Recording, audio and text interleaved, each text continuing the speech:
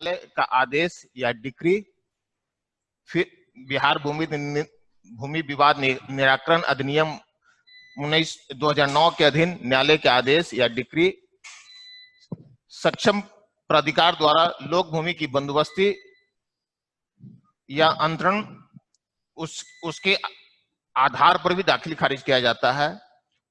तत्पश्चात भू अर्जन अधिनियम 1894 के अंतर्गत अगर अर्जित किया जाएगा तो जिस विभाग के लिए जमीन अर्जित किया जाएगा उन संबंधित विभाग के द्वारा भी अंचल कार्यालय में आवेदन दिया जाता है, तो किया जाता है, नामांतरण किया जाता है।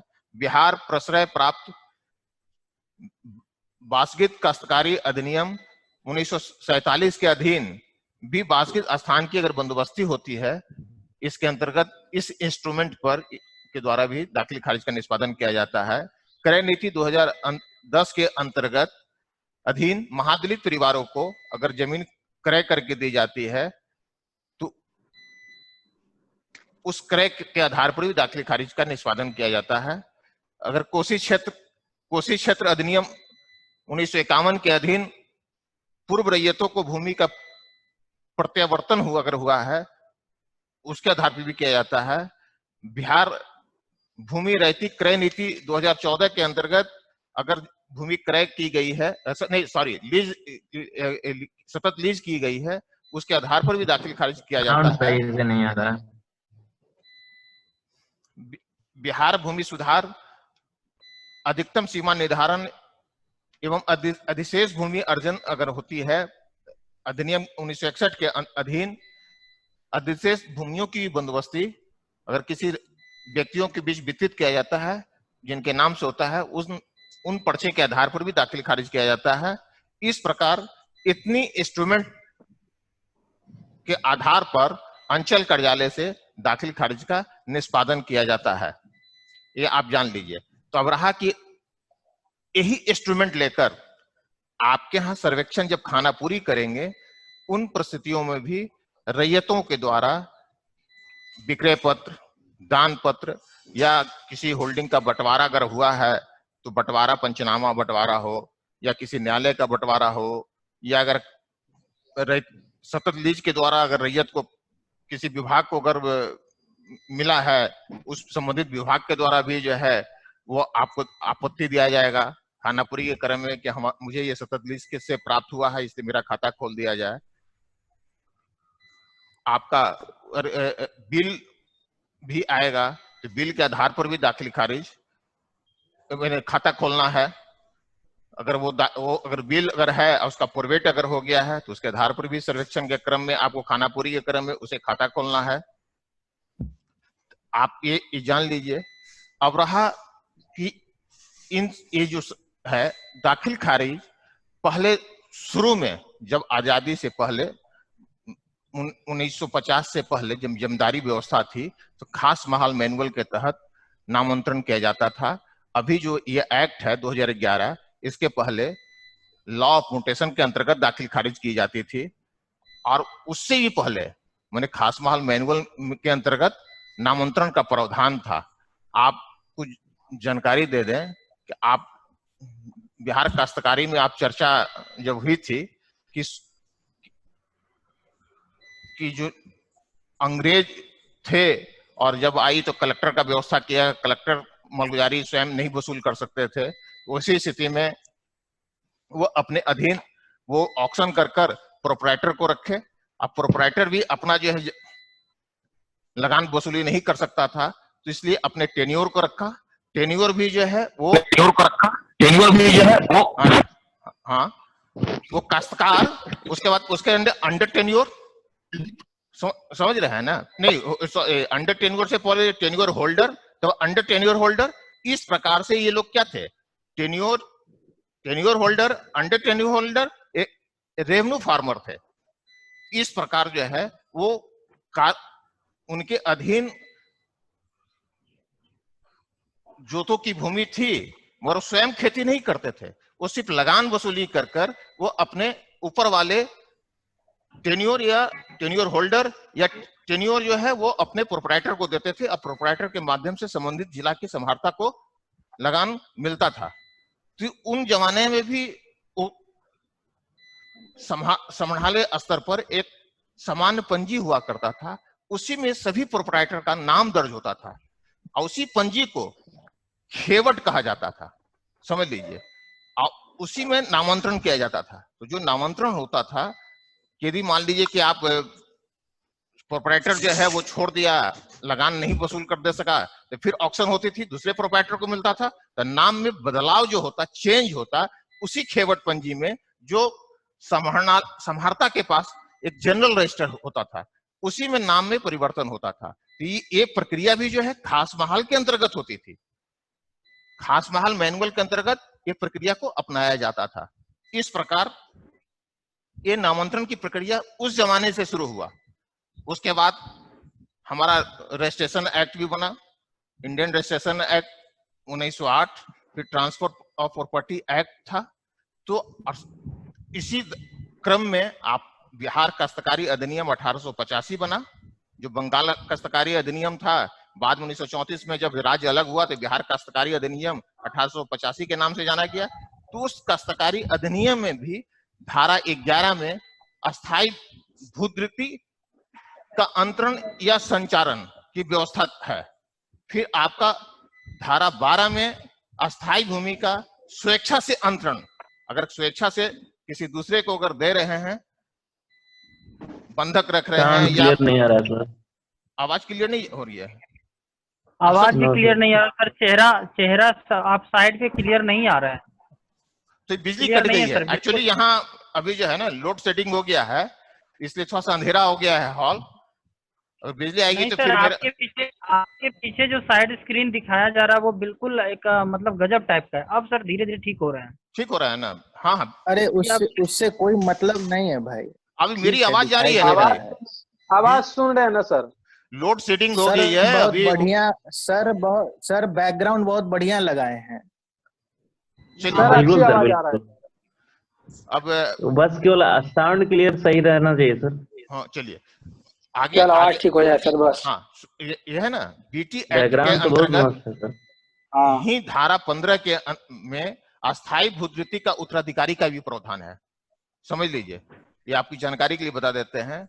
बिहार काश्तकारी अधिनियम के 25 क बंटवारे के जरिए जोत का विभाजन का व्यवस्था किया गया था बीटी एक्ट में। इसी तरह से धारा 26 में, धारा 26 के अंतर्गत आपका मृत्यु के बाद जो अधिभोगाधिकार का जो नाम नियमांगमन होता था, हो गया है। अब इस पर भारत में भी जो है ना कोरोना पॉजिटिव जो मर गया, कृपया आपस में बात नहीं करें। अरे लाल बहादुर जी, नदी पूरा दूषित कर दिया है। नदी का भी पानी अगर पी लेते हैं उससे तो आपको हो जाएगा। हाँ हेलो, हाँ चलिए। ये सेक्शन 26 के अंतर्गत है। बिहार टेंडेंसी एक्ट के 26 कहता है कि अधिभोग जोत या उसके भागों का अंतरण, और बिहार काश्तकारी अधिनियम के 88 में भूधृति का जोत का विभाजन और लगान का निर्धारण। ये सारी चीजें जो हैं, जो आज जो दाखिल खारिज में आप देख रहे हैं कि विक्रय का प्रावधान, बदलैन का प्रावधान, उत्तराधिकारी का प्रावधान, ये सारी चीजें बीटी एक्ट से आया है। बीटी एक्ट के धारा 11, 12, 15 और 25 का, 26 का, 26 का और 88 में इन सारी व्यवस्थाएं दी गई थी। और इसी व्यवस्थाओं के अंतर्गत उस वक्त जमींदारों के समय अगर दाखिल खारिज होता था तो खास महाल जो मैनुअल है उसके अंतर्गत इन सारी कार्यों का निष्पादन होता था, सभी आवेदनों का निष्पादन होता था। उसके बाद वो लॉ ऑफ म्यूटेशन बनाया गया, उसके अंतर्गत दाखिल खारिज का कार्य किया जाता था। उसके बाद अब ये बना बिहार भूमि दाखिल खारिज अधिनियम 2011 और नियमावली 2012। उसके बाद फिर 2017 में संशोधन करके इसमें जोड़ा गया, ऑनलाइन म्यूटेशन की व्यवस्था की गई। ये आपका दाखिल खारिज ऑनलाइन, अब आवेदन पत्र आप 90 दिनों के अंदर आप कहीं से भी आप अगर जमा करते हैं तो अंचल अधिकारी स्वयं उसको जो है संबंधित राजस्व कर्मचारी को भेज देते हैं। जांच प्रतिवेदन आता है, फिर राजस्व अधिकारी अपना जांच प्रतिवेदन देते हैं, तब अंचल अधिकारी सभी को सूचना निर्गत करते हैं। इन सारी प्रक्रियाओं के बाद अंचल अधिकारी के द्वारा दाखिल खारिज का निष्पादन किया जाता है। अगर किसी प्रकार की अगर कोई रैयत उनके आदेश से अगर क्षुब्ध होते हैं तो 30 दिनों के अंदर में उप समहर्ता भूमि सुधार के न्यायालय में अपील दायर करते हैं। ये सारी व्यवस्थाएं हैं। साथ ही अगर मान लीजिए कि कोई जवंदी है जो गलत ढंग से प्रविष्ट है, जवंदी चल रही है, उसका भी कैंसिलेशन का भी इसमें व्यवस्था की गई है। बिहार दाखिल खारिज अधिनियम के 9 में के अंतर्गत, धारा 9 के अंतर्गत जवंदी का रद्दीकरण का इस एक्ट में व्यवस्था है। जो आपको जानकारी दे देना चाह रहे हैं कि अपर समहर्ता होते हैं जिला स्तर में, जो समहर्ता के नीचे होते हैं, वो अपर समहर्ता महोदय के द्वारा के न्यायालय में आप रैयत, जो प्रभावी रैयत है, वो वहां आवेदन पत्र देते हैं। जो अंचल अधिकारी के द्वारा जो होता है, या विशुद्ध या स्वतः भी वो अपने उनके संज्ञान में अगर आता है तो सुनवाई प्रारंभ कर वो उस उक्त गलत जवंदी को रद्द कर सकते हैं। जैसा आप लोगों ने पिछले सेशन में चर्चा किए थे कि सर ऐसा है कि बहुत सी ग्रामीणों आम मालिक की जवंदी चल रही है, किसी वैध नहीं है, रसीद कट रहा है, तो इसलिए यहाँ निदेशालय स्तर से भी सभी अपर समहर्ता महोदय को निर्देशित किया गया है कि इस तरह की जवंदियों को, या आपके यहाँ कोई बात अगर लंबित है, उन्हें शीघ्र निष्पादित कर दें। एक दाखिल खारिज में यही है। अच्छा, आपको साथ साथ आपको ये भी बता देना चाह रहे हैं कि आप लोग कोई वसीयत आएगा उसे प्रोवेट कराने की उसमें प्रावधान है, दाखिल खारिज में भी है। बिल जो होता है, वसीयत होता है, वो मौखिक भी होता है, लिखित भी होता है। जब तक न्यायालय से वो प्रोवेट नहीं हो जाता है तब तक उसकी वो सही नहीं होता है। तो प्रोवेट का मतलब क्या होता है? प्रोवेट शब्द का एक बिल का शासकीय सबूत है। जब तक किसी सक्षम न्यायालय के द्वारा उस बिल को विनिश्चित नहीं कर दिया जाता है तब तक उसे सही नहीं माना जाता है। ये जो सक्षम न्यायालय में जाएंगे वो वसीयतदार जाएंगे, जिनके नाम से बिल होगा। बिल करने वाले की जब मृत्यु हो जाती है तो वसीयतदार सक्षम न्यायालय में जाकर आवेदन पत्र देते हैं। वो सारी सूचनाओं के बाद उस बिल को शासकीय रूप से उसे सही प्रमाणित कर दिया जाता है, और उसके बाद जो संबंधित वसीयतदार होते हैं वहां से सच्ची प्रतिलिपि लेकर तब वो दाखिल खारिज के लिए भी आवेदन पत्र अंचल कार्यालय में बिल की प्रति और वो प्रोवेट जो किया जाता है होता है सक्षम न्यायालय से, उसकी प्रतिलिपि लेकर संबंधित अंचल अधिकारी के कार्यालय में देते हैं, तब जाकर वो नामांतरण अंचल अधिकारी कर सकते हैं। उसी प्रकार सर्वेक्षण में भी आपके पास अगर खानापुरी के क्रम में किसी रैयत के द्वारा अगर बिल दिया जाता है, वो बिल अगर निबंधित है या अनिबंधित है, रजिस्टर्ड है या अनरजिस्टर्ड है, दोनों स्थिति में जब तक वो प्रोवेट नहीं होता है तब तक उसके आधार पर आप खाता नहीं खोलेंगे, क्योंकि प्रोवेट आवश्यक है। अब रहा कोई रैयत दाखिल खारिज के लिए आपके यहाँ खानापुरी के क्रम में वो विक्रय पत्र लेकर आएगा, तो आप उसे कहेंगे कि आप दाखिल खारिज अगर कराए हैं तो दाखिल खारिज का रसीद नकल लेते आइए, रसीद लेते आइए, इन सारी कागज देंगे। तो आप क्योंकि आप वंशावली बनाते हैं, विगत खतियाना अधिकार अभिलेख के आधार पर वंशावली बनाते हैं, उन वंशावली में जो विक्रेता है में देखेंगे, जो आपके पास डीड आएगा, विक्रय पत्र आएगा, उसे विक्रेता का नाम देखेंगे और उसको मिलाएंगे कि उस किस खतियानी रैयत के वंशज के द्वारा विक्रय किया गया है। तत्पश्चात उसको मिलाते हुए खानापुरी का कार्य करेंगे। इसी प्रकार आपके पास अगर दान से संबंधित हो तो दान में भी यही करेंगे, अगर बदलैन है तो बदलैन में भी, क्योंकि विगत अधिकार अभिलेख के आधार पर आप वंशावली का निर्माण करते हैं, और बदलैन में भी रैयत का नाम होता है लिखा हुआ, उसका पिता का नाम पता लिखा रहेगा, और रसीद भी देगा अंचल कार्यालय से, क्योंकि दाखिल खारिज कराए हुए हैं वहां। और आपके यहाँ जो शुरू में ही सर्वेक्षण कार्य करने से पूर्व ही आप अंचल कार्यालय से संबंधित राजस्व ग्राम का पंजी 2 का सॉफ्ट कॉपी भी ले आते हैं, ताकि आपको स्वघोषणा का मिलान करने के समय सत्यापित भी करते हैं उन रैयतों के द्वारा। उस समय भी ये सब दाखिल खारिज का आपका सहयोग मिलेगा खानापुरी कार्य करने में।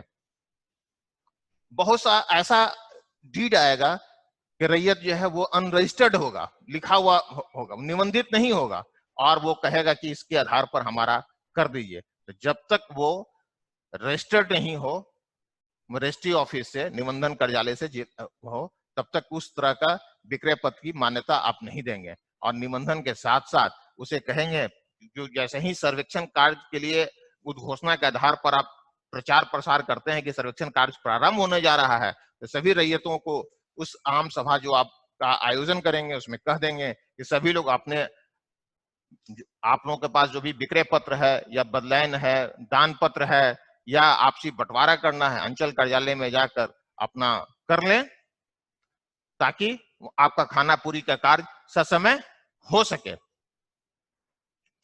ठीक है, तो इसलिए है आप ये भी ध्यान देंगे कि महादलित को क्रय करके वो जमीन दी जाती है, उसकी भी दाखिल खारिज अंचल कार्यालय से होना है। और इसकी जब अंचल कार्यालय अगर दाखिल खारिज कर देगा तो उनके यहाँ रजिस्टर 2 में एंट्री हो जाएगा। तो आप जैसे ही सर्वेक्षण कार्य करने से पूर्व आप जो अंचल कार्यालय से सूची लेते हैं, तो उसमें वहां जो महादलित परिवारों को जो क्रय करके भूमि दी गई है उनकी आप दाखिल खारिज हो चुका है, उसे सूची प्राप्त करेंगे। तो यहाँ भी दाखिल खारिज का के बारे में आपको सहयोग मिला। उससे क्या होगा कि आपको विवाद कम मिलेगा। अंचल कार्यालय के द्वारा अगर इस कार्य को कर लिया जाएगा तो आपको विवाद कम मिलेगा और खानापुरी में आपत्ति कम आएगा कार्य में। अगर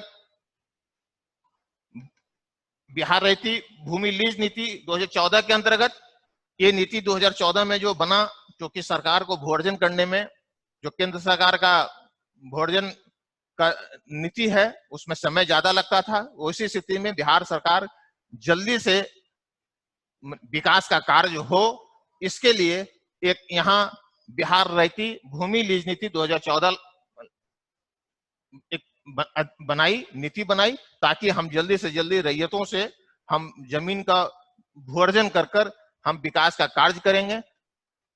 और इसी में आप जो लोग पिछले सेशन में चर्चा कर रहे थे कि सतत लीज, तो सतत लीज यही है, सतत में लगातार लीज, मैंने उसको एक जस्ट लाइक पूरी मुआवजा दे दिया गया। ग्रामीण क्षेत्रों में 2 गुना और शहरी क्षेत्रों में 4 गुना, इस तरह से मुआवजा देकर उन्हें प्राप्त किया जाता है और सदा के लिए उनसे भूमि प्राप्त कर लिया जाता है।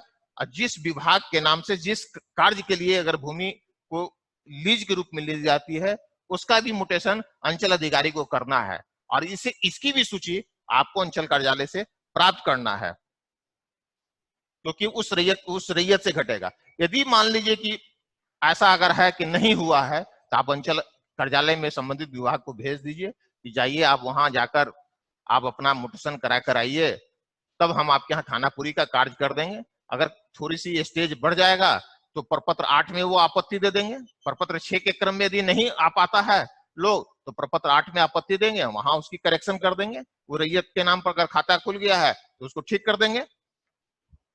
इस प्रकार होगी। बहुत सा आपको पता है कि जो बास्केट पर्चा दिया गया है रैयतों को, उनकी भी म्यूटेशन करना है अंचल अधिकारी को। ये भी एक इंस्ट्रूमेंट है, क्योंकि केवल विक्रय पत्र और दान पत्र और बदलैन के आधार पर नहीं, इन सारी इंस्ट्रूमेंट के आधार पर अंचल अधिकारी को दाखिल खारिज करना है। और इन सारी इंस्ट्रूमेंट आपके यहाँ भी सर्वेक्षण का कार्य प्रारंभ करेंगे, खानापुरी का कार्य शुरू करेंगे, तो सारी इंस्ट्रूमेंट आपके पास भी आएगा, क्योंकि विगत अधिकार अभिलेख के अनुसार ही वंशावली का निर्माण आप करते हैं और उन्हीं के वंशज के द्वारा ये विक्रय होगी, दान होगा, बदलैन होगा, या उनकी जमीन सरकार के द्वारा अर्जित की गई है या सतत लीज के द्वारा ली गई है। इन सारी इंस्ट्रूमेंट पर अंचल अधिकारी दाखिल खारिज करेंगे। इन्हीं इंस्ट्रूमेंट के आधार पर आप सर्वेक्षण के क्रम में खानापुरी का कभी कार्य करेंगे। इसलिए यहाँ भी दाखिल खारिज और सर्वेक्षण का कार्य एक दूसरे का परस्पर जुड़ा हुआ है। आप ये आप बता रहे हैं। साथ साथ ये आप लोग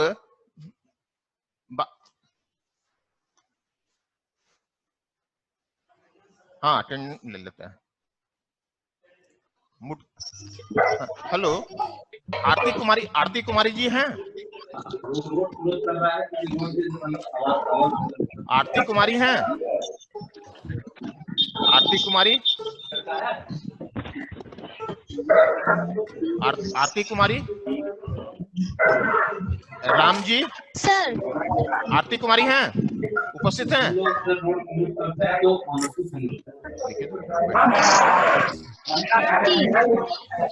आरती कुमारी हैं? नहीं है आरती कुमारी। राम जी? सर, हाँ हैं। राम जी अटेंडेंस ले रहे हैं आप लोगों का। राम जी हैं? राम जी? हाँ सर, राम जी हैं सर। Yes sir. अच्छा, गौतम? गौतम? कुमारी सर। गौतम?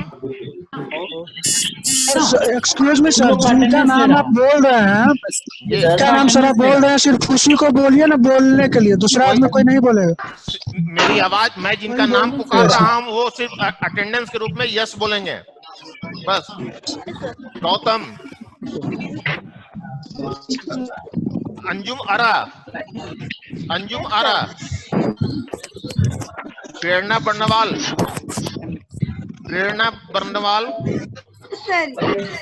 ठीक है। वंदना कुमारी,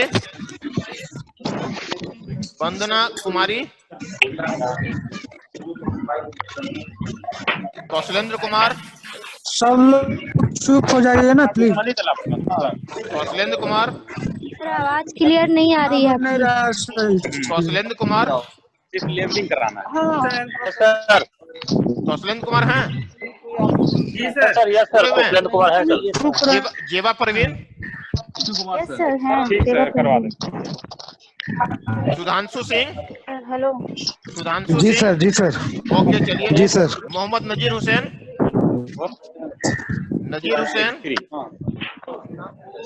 आशीष कुमार,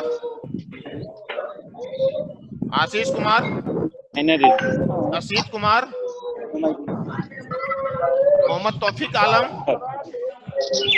सुजीत कुमार, नहीं आ रही है सर, आवाज नहीं आ रही आपकी।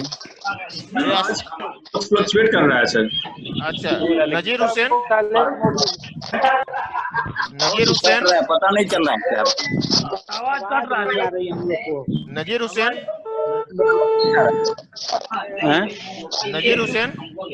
नहीं आ रहा है, समझ में नहीं आ रहा है क्या बोल। सर आवाज नहीं आ रही। अच्छा चलिए, आवाज अभी नहीं जा रही तो बाद में फिर बात करते हैं। सर आवाज बिल्कुल भी नहीं आ रही, बिल्कुल नहीं जा रही है बराबर आवाज नहीं आ रही है सर।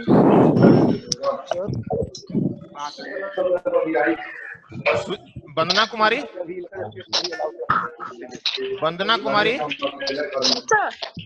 हैं? वंदना कुमारी हैं?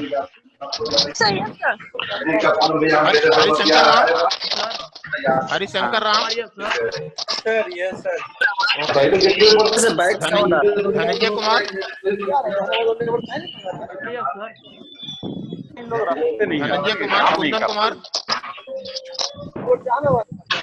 कुंदन कुमार, प्रीतम प्रकाश, लोकल वाला तो आ जाएगा। अंजलि अर्जुन, अमित कुमार। आवाज नहीं आ रही है सर,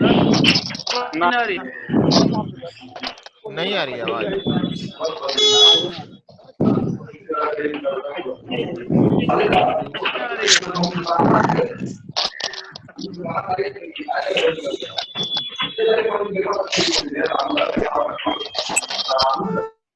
हेलो,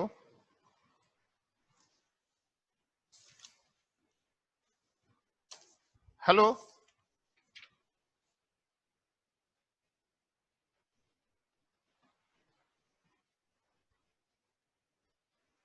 आवाज आ रही है? हेलो,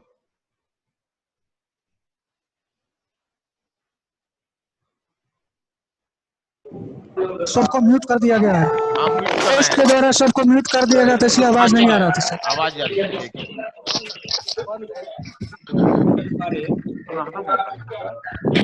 चलिए,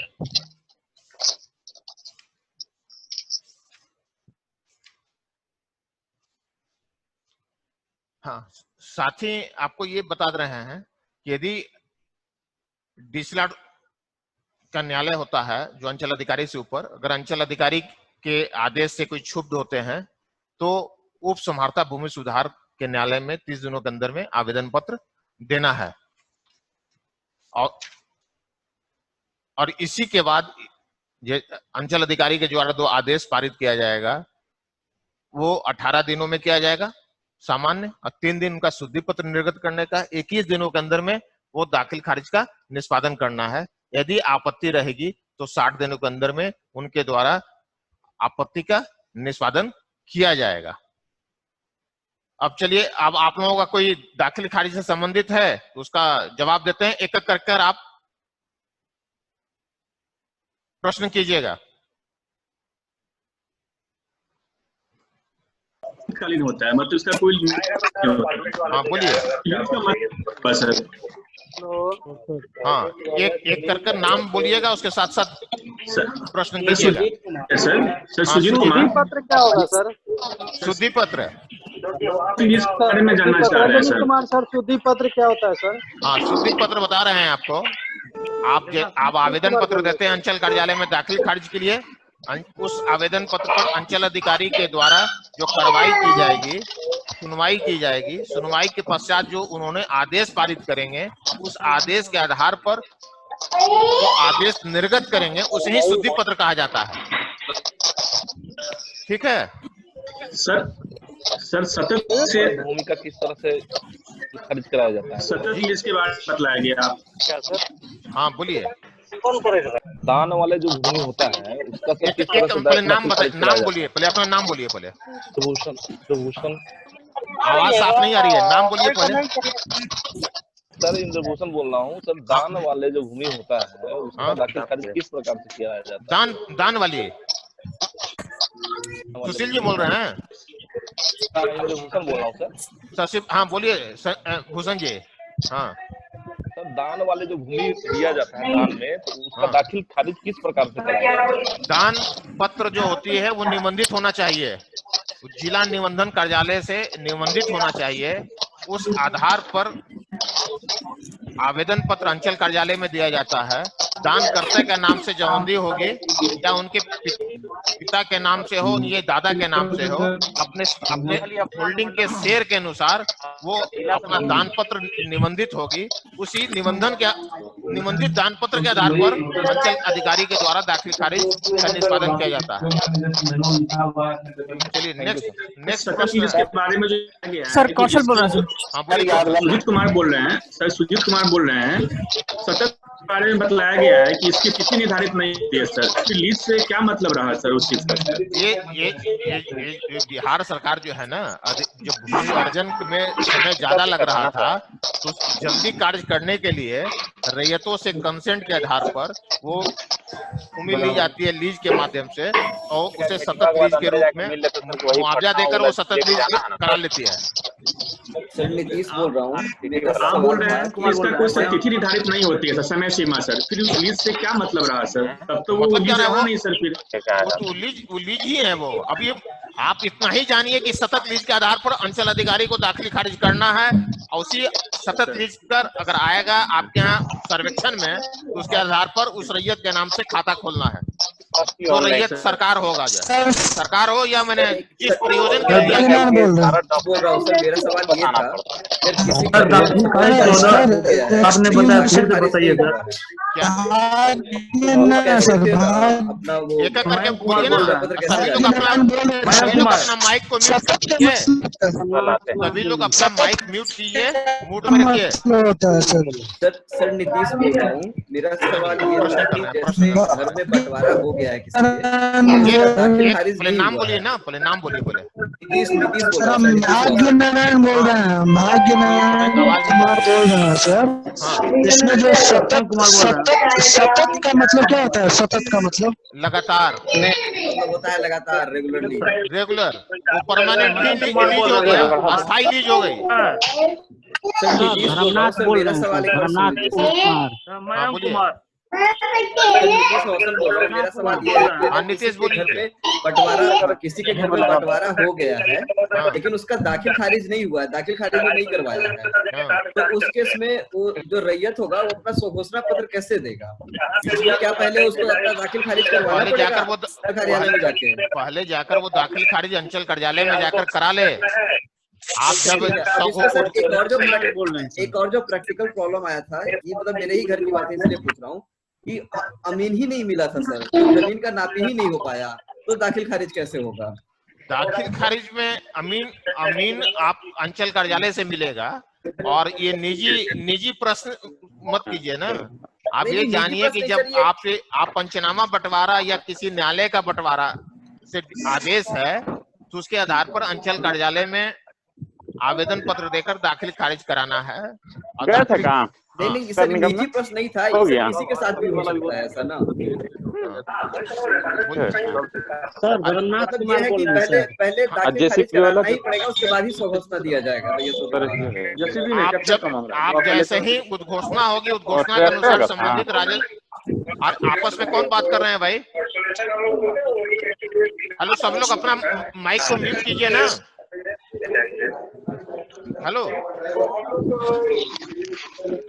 ये लोग अपना माइक म्यूट कर दीजिए प्लीज। अरे भाई, आप लोग अपना निजी कहीं इंगेज हैं क्या? आप लोग जो है कहीं काम कर रहे हैं, उसकी आवाज आ रही है। आप लोग सर नकल का क्या काम रहेगा सर? नकल जो आपने बोले थे कि नकल कर दीजिए सर, उसके बाद सर आप ही सबको म्यूट कर दीजिए ना, आंसर दे दीजिए, उसके बाद फिर अनम्यूट कर दीजिएगा। अरे भाई, तो फिर आप लोगों से बात कैसे करेंगे? जुड़ेंगे कैसे जब बारी बारी से? हाँ बोलिए सर। वो दाखिल खारिज वाला था, मतलब पहले हर हाल में पहले दाखिल खारिज कराना ही पड़ेगा, उसके बाद ही रैयत अपना वो दे सकता है। बिल्कुल, जैसे ही आप संबंधित राजस्व ग्राम में सर्वेक्षण का कार्य प्रारंभ करेंगे, बंदोबस्त अधिकारी के महोदय के द्वारा जब उद्घोषणा कर दी जाएगी, उद्घोषणा का प्रचार करेंगे कि सर्वेक्षण कार्य प्रारंभ किया जा रहा है। उसी के साथ साथ संबंधित ग्राम में जाकर आम सभा करके सभी लोगों को बता देंगे कि सभी लोग अपना अपना पेपर को दुरुस्त कर लें, ताकि प्रपत्र 2 में स्वघोषणा के समय में आवश्यक साक्ष्य के साथ हमारे यहाँ आप जमा करेंगे।